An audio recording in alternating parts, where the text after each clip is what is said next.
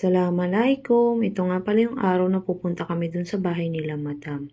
Bale, nagkape na muna ako dito habang inaantay kong magising yung amo ko. At habang nagkakape ako, naisipan kong kulayan itong dinodrawing ko nung nakarang araw. So ngayon ko nga lang siya gagawin kasi nga, ngayon lang din ako nagka-time na mag-color nito. Bale, marami na rin pala akong dinrawing Isa nga pala dito. ito sa mga Habit ko dito. Hindi naman talaga ako marunong mag-drawing, pero mula nung dumating ako dito sa Saudi Arabia, natuto talaga ako mag-drawing kasi kailangan kong libangin yung sarili ko. At tuwang-tuwa rin naman talaga ako nung marunong kong mag-drawing at pinakita ko sa amo ko, ibinila niya rin ako ng sketchbook. Ito nga yung ginagamit ko Pati ngayon. pencil Case binilan talaga ako. Tuwang-tuwa talaga ako dito sa amo ko kasi hindi talaga siya madamot. At ito nga pala yung isa sa mga dinodrawing ko ngayon. Hindi ko pa talaga siya tapos kasi wala rin akong time. Hindi ko rin talaga alam kung kailan ko siya matatapos. Pero okay lang yan kasi hindi naman ako nagmamadali. At bago nga kami umalis dito, inaalok nga ako ng amo ko donut. Nakalimutan talaga ng amo ko na hindi pala ako pwedeng kumain ng matatamis ngayon. Isa nga rin pala si amo sa dahilan kung bakit ako nakapagbawas ng timbang kasi hindi rin talaga sila mahilig kumain. At tuwang-tuwa rin siya nung nalaman niyang nagbabawas ako ng timbang para daw magkaroon ako ng confidence sa sarili ko. Kaya sabi niya, pagpatuloy ko lang daw to. At mga ilang oras nga lang ito umaalis na nga kami kasi nga nagmamadali na nga rin ulit siya. Lagi talaga itong nagmamadali yung amo ko, kaya wag na kayo magtaka kung bakit lagi ko sinasabi na nagmamadali yung amo ko.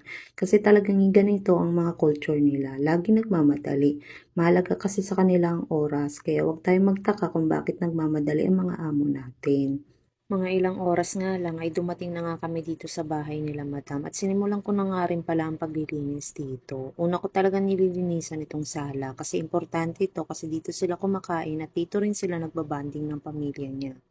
Ito nga habang naglilinis ako dito, inakita ko yung tobe ng alaga ko. Itinupi ko na muna. Kapag ang tobe nga ng alaga ko ay nandito sa sala, isa lang ibig sabihin yan, labahan na talaga siya at kailangan ng labhan. Pero hindi ako naglalaba dito ng tobe nila kasi pinapalaban nila to dun sa laundry.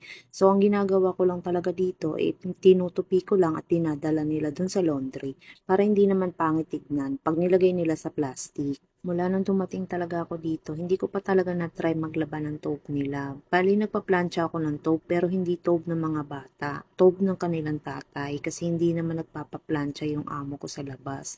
Sa akin talaga nila pinapa-plancha. Pero yung mga tobe ng mga batang lalaki, pinapa-plancha nila at pinapa-laundry nila sa labas. Dito nga, ang nakatira lang dito sa bahay nila, yung amo kong lalaki at yung dalawa nilang anak na lalaki. Opo, separate po sila ng tinitirhan. Kasi yung apartment na tinitirhan namin, maliit lang po talaga.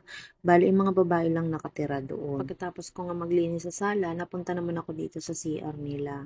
Hindi naman mahirap linisin to kasi hindi naman araw-araw nandito yung mga amo ko. Nililinisan kaya ko lang naman nililinisan to kasi maalikabok. Kahit luma na to at kahit walang masyadong tao dito, kailangan pa rin natin sabunan para naman magmukhang bago. Nung dumating nga ako dito, hindi ako tinuruan ng amo ko kung anong gagawin ko. Hindi rin niya in-explain ko anong mga dapat linisin. Ang ginawa ko talaga para malaman ko kung anong dapat kong gawin dito, ay pinagmasdan ko na lang siya.